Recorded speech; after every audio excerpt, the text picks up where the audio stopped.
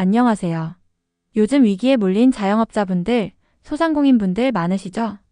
가뜩이나 꽉 닫힌 지갑인데 비상계엄 사태에 탄핵 정부까지 겹치며 그나마 있던 연말, 연초 모임 예약도 줄줄이 취소되고 있고, 이러한 상황에서 소상공인, 자영업자들의 속은 타들어갑니다.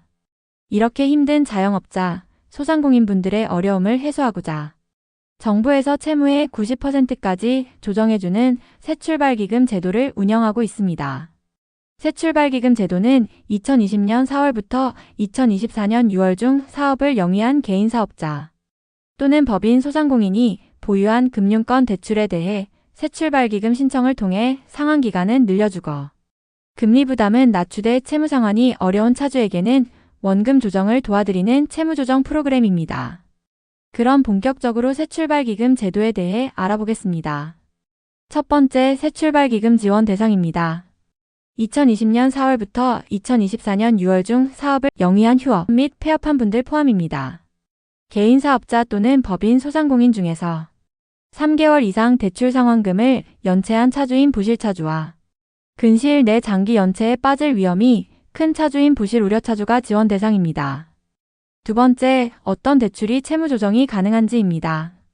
사업 영업과 관련된 모든 사업자 대출, 가계대출이 다 가능하고 대출 규모는 담보채무 10억 원과 무담보채무 5억 원을 합하여 최대 15억 원까지의 대출이 있는 차주만 가능합니다. 다만 매입에 하자가 있거나 6개월 내 신규 대출 등은 제외입니다.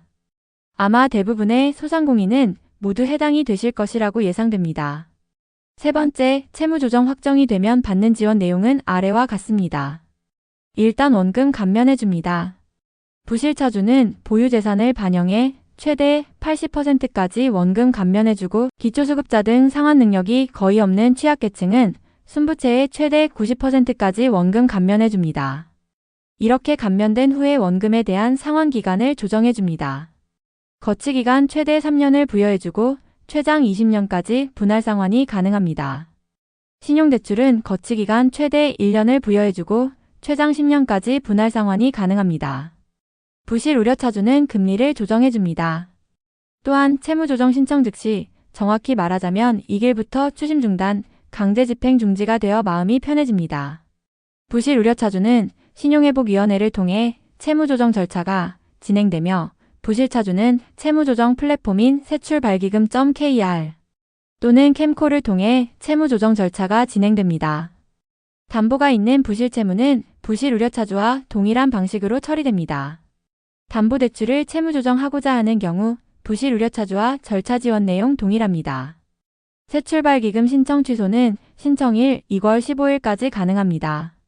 다만 고의 반복적인 채무조정 신청을 제한하기 위해 신청 취소일로부터 3개월, 즉 90일간 재신청이 불가하니 신청 취소 시에는 신중히 처리하시기 바랍니다.